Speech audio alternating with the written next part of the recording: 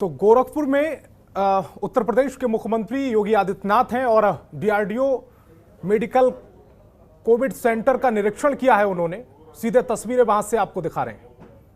ऐसे पेशेंट हैं जिन्हें कोरोना हुआ था, उनकी रिपोर्ट नेगेटिव आ गई है, लेकिन उन्हें अभी भी कोई समस्या है तो उनका सफलतापूर्वक उपचार की कार्रवाई उन जनपदों में प्रारंभ भी हुई है। ये प्रक्रिया निरंतर चल रही है। हम वर्तमान में सेकेंड फेज का सफलतापूर्वक मुकाबला करते हुए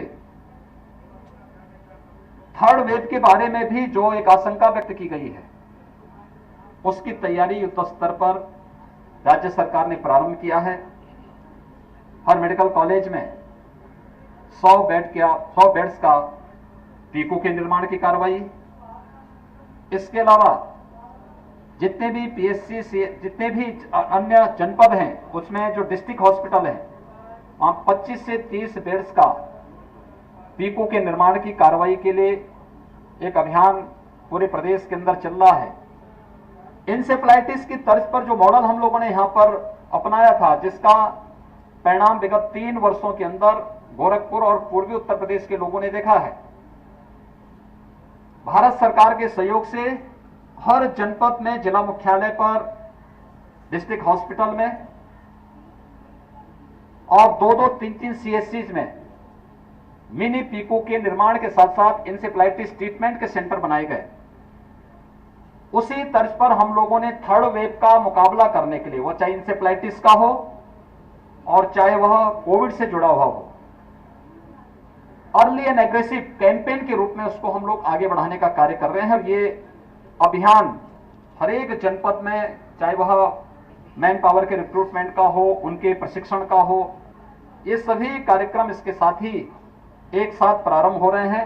स्वच्छता, सैनिटाइजेशन और फॉगिंग की कार्रवाई हो, शुद्ध पेयजल की व्यवस्था हो, स्वच्छ भारत मिशन के अंतर्गत बने हुए शौचालयों को वहां पर लाभार्थियों के द्वारा निरंतर उपयोग करने और स्वच्छता पर विशेष ध्यान देने का कार्यक्रम हो।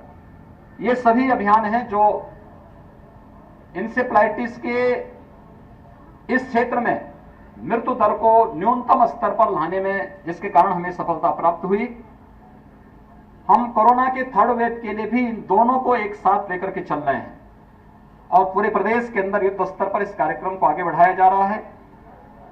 राज्य सरकार ने यह भी निर्णय लिया है कि 1 जून से हम लोग 18 से 44 वर्ष की उम्र के प्रत्येक व्यक्ति को वैक्सीनेशन का कार्यक्रम प्रत्येक जनपद में प्रारंभ करेंगे।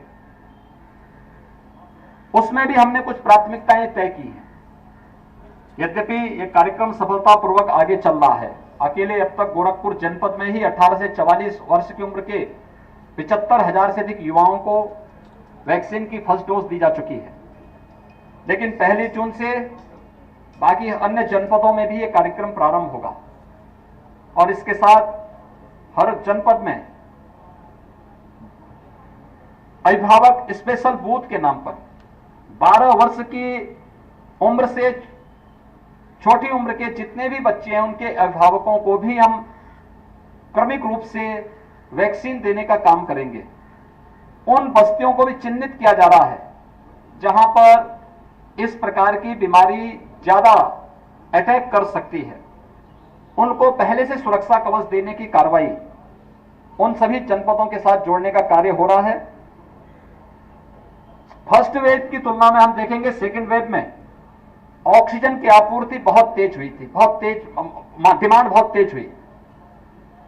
पहली बार आपने देखा होगा ऑक्सीजन एक्सप्रेस चली, एयरफोर्स के विमानों के माध्यम से ऑक्सीजन के टैंकर भेजे गए। हर जनपद आने वाले समय में ऑक्सीजन के क्षेत्र में आत्मनिर्भर हो सके, इस दृष्टि से एक राज्य सरकार ने अभियान प्रारंभ किया है।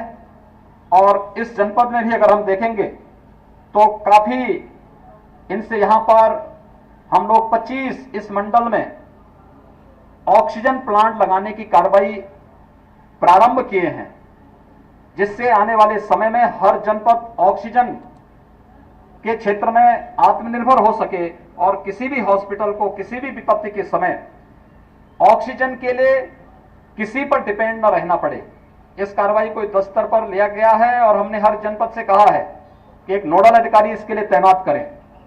जो नोडल अधिकारी ऑक्सीजन प्लांट के सिविल वर्क के साथ साथ ऑक्सीजन प्लांट को समय सीमा के अंदर स्थापित करने की एक कार्रवाई को आगे बढ़ा सकें। एक बेहतर समन्वय के माध्यम से इस कार्यक्रम को हम आगे बढ़ाएंगे। न केवल हम लोग कोरोना की सेकेंड वेव का सफलतापूर्वक मुकाबला करते हुए इसको पूरी तरह समाप्त करेंगे, बल्कि थर्ड वेव के लिए भी हम लोग अभी से अपनी तैयारी के माध्यम से हर एक व्यक्ति के, हर एक बच्चे के जीवन को बचाने का कार्य करेंगे। इंसेफ्लाइटिस के लिए भी अभी से हमारी तैयारी प्रारंभ हो चुकी है। यद्यपि वैक्सीनेशन का कार्यक्रम, जेई वैक्सीनेशन का कार्यक्रम हमारा पूर्व में ही संपन्न हो चुका है। लगभग 92% लोगों को हमने वैक्सीन, इससे पहले ही जेई वैक्सीन हम उपलब्ध करा चुके हैं। लेकिन आने वाले समय में जो भी अन्य हमारे अभियान चलने हैं, वे सभी अभियान पूरी मजबूती के साथ आगे बढ़ेंगे। मुझे यही आप सबसे कहना था। बहुत बहुत धन्यवाद जी। खबरों के निष्पक्ष विश्लेषण के लिए सब्सक्राइब करें Jantantra TV and press the bell icon. Never miss any update.